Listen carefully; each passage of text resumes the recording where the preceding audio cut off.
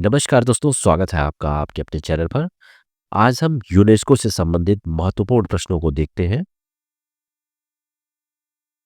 प्रश्न है, दीपावली को किस वर्ष यूनेस्को की अमूर्त सांस्कृतिक विरासत सूची में शामिल किया गया? तो सही आंसर है ऑप्शन सी, वर्ष 2025 में।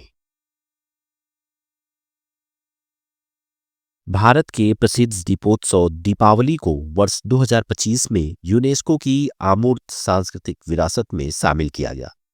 यूनेस्को की स्थापना वर्ष 1945 में की गई। इसका मुख्यालय पेरिस, फ्रांस में है। यह शिक्षा, विज्ञान, संस्कृति, संचार और विरासत के संरक्षण का कार्य करती है। अगला प्रश्न, वैदिक जप की परंपरा को यूनेस्को की सूची में किस वर्ष शामिल किया गया? तो सही आंसर है ऑप्शन बी, वर्ष 2008 में।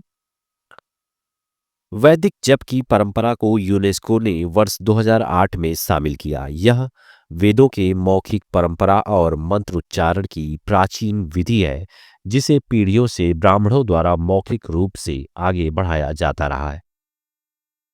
वर्ष 2008 में ही केरल के संस्कृत रंगमंच कुटियाट्टम और रामलीला को भी जोड़ा गया। अगला प्रश्न, रामायण को यूनेस्को की सूची में किस वर्ष शामिल किया गया? तो सही आंसर होगा ऑप्शन सी, वर्ष 2009 में। रामायण उत्तराखंड के गढ़वाल हिमालय का एक धार्मिक उत्सव है, जिसे वर्ष 2009 में इस सूची में शामिल किया गया। यह उत्तराखंड की मुखौटा परंपराओं से जुड़कर रामायण का स्थानीय रूप लेता है। अगला प्रश्न, राजस्थान के किस लोकगीत अथवा नृत्य को वर्ष 2010 में यूनेस्को की सांस्कृतिक विरासत की सूची में शामिल किया गया? तो सही आंसर है ऑप्शन बी, कालबेलिया को। वर्ष 2010 में राजस्थान के कालबेलिया लोकगीत और नृत्य तथा छाऊ नृत्य, झारखंड, पश्चिम बंगाल और उड़ीसा का मुखौटा नृत्य को भी शामिल किया गया था। कालबेलिया सपेरा समुदाय की महिलाओं द्वारा किया जाने वाला नागिन शैली का नृत्य है। अगला प्रश्न, योग को यूनेस्को की सांस्कृतिक विरासत सूची में किस वर्ष शामिल किया गया? तो सही आंसर ऑप्शन बी, वर्ष 2016 में।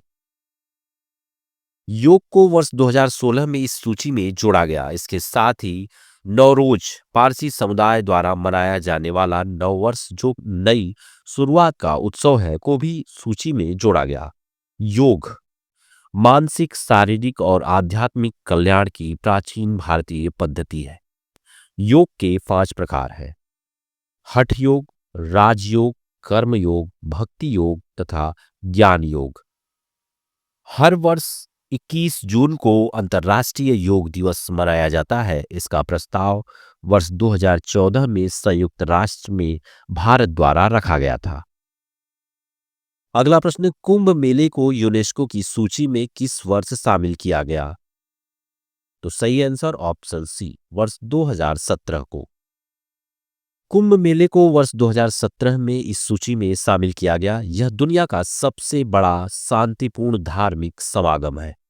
यह 4 स्थानों पर लगता है: प्रयागराज, हरिद्वार, उज्जैन और नासिक में। हर 12 वर्ष में एक स्थान पर कुंभ लगता है। हर 6 वर्ष में अर्ध कुंभ प्रयाग और हरिद्वार में लगता है। वर्ष 2025 में प्रयागराज में महाकुंभ आयोजित किया गया था।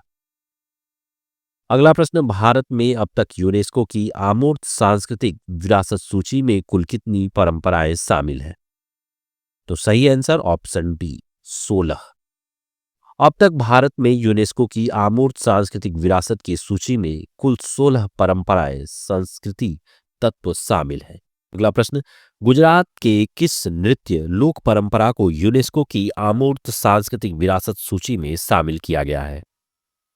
तो सही आंसर है ऑप्शन बी, गरबा को। गुजरात का गरबा नृत्य नवरात्रि के दौरान किया जाने वाला यह सामुदायिक पारंपरिक नृत्य सामाजिक एकता का प्रतीक है। इसे भी यूनेस्को की अमूर्त सांस्कृतिक विरासत की सूची में शामिल किया गया है।